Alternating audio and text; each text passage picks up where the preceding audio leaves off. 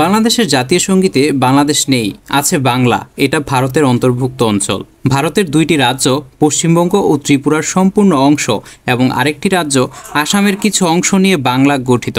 তাই বলাই বাহুল্য, আমার সোনার বাংলা বলে এখানে বাংলাদেশকে বোঝানো হয়নি, বরং রবি ঠাকুর এর দ্বারা ভারতের সেই বাংলা অঞ্চলকে বুঝিয়েছেন। তিনি সেই অঞ্চলের বাসিন্দা ছিলেন বলেই সেই অঞ্চলকে লক্ষ্য করে তিনি এই সঙ্গীত রচনা করেছেন।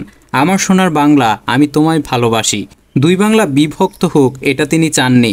আর তাই তো ভারতের স্বাধীনতা দিবসে সেই অঞ্চলের বাসিন্দাগণ রবি ঠাকুরের সেই সঙ্গীত আমার সোনার বাংলা গেয়ে থাকেন।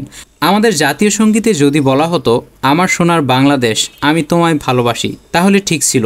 কিন্তু সেখানে তো রয়েছে বাংলা অঞ্চলের কথা, যা ভারতের অন্তর্ভুক্ত এলাকা। সুতরাং যে সঙ্গীতে বাংলাদেশের কথা নেই, আছে ভারতের বাংলা অঞ্চলের কথা, সেই সঙ্গীত এই বাংলাদেশকে উদ্দেশ্য করে গাইলে তা এই দেশের স্বাধীনতার সার্বভৌমত্বকে ক্ষুণ্ণ করে।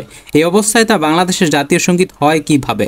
1905 সালে লেখা একটা গান 1972 সালে স্বাধীনতার 65 বছর আগে লেখা অন্য আরেকটা দেশের জাতীয় সঙ্গীত হয় কিভাবে? যে সঙ্গীতে বাংলাদেশ শব্দটি পর্যন্ত নেই, সেটি বাংলাদেশের জাতীয় সঙ্গীত হয় কিভাবে? যেই সঙ্গীত তৎকালীন পূর্ব বাংলার স্বার্থের বিপরীতে রচিত, তা স্বাধীন বাংলাদেশের জাতীয় সঙ্গীত হয় কিভাবে? যেই গীতে মানুষের ঘুম আসে, সেটি মানুষকে ঘুম থেকে জাগাবে কিভাবে? যেই গীত স্বৈরতন্ত্র রক্ষার কাজ করে, সেটি স্বৈরতন্ত্র মুক্ত দেশের জাতীয় প্রতীক হয় কিভাবে?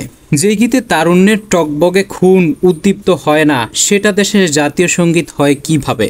এই সঙ্গীতে না আছে বীরত্ব, না আছে স্বাধীনতার জন্য জীবন উৎসর্গ করার কোনো প্রেরণা, আছে শুধু চোখের জল ফেলানোর আর গোলামি করার মানসিকতা। আমাদের দুশ্মনরা চায় আমরা যেন এই সঙ্গীত শুনে শুনে এভাবে যোগের পর যোগ ঘুমিয়ে থাকি, স্বাধীনতা বুঝতে না পারি।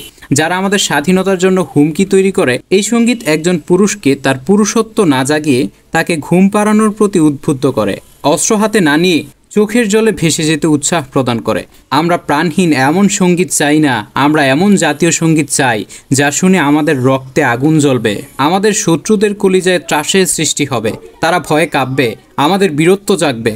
আমরা আমাদের জাতীয় চেতনায় উদ্বুদ্ধকারী জাতীয় সঙ্গীত চাই। রবি ঠাকুরের চুরি করা সঙ্গীত ছুঁড়ে ফেলতে চাই। সময় এসেছে প্রত্যেকটি সেক্টর থেকে আওয়াজ তোলার। আপনারও উচিত আপনার জায়গা থেকে আওয়াজ তোলার। এই ভিডিওর সাথে একমত হলে আপনিও শেয়ারের মাধ্যমে আওয়াজ তুলতে সাহায্য করুন। ধন্যবাদ।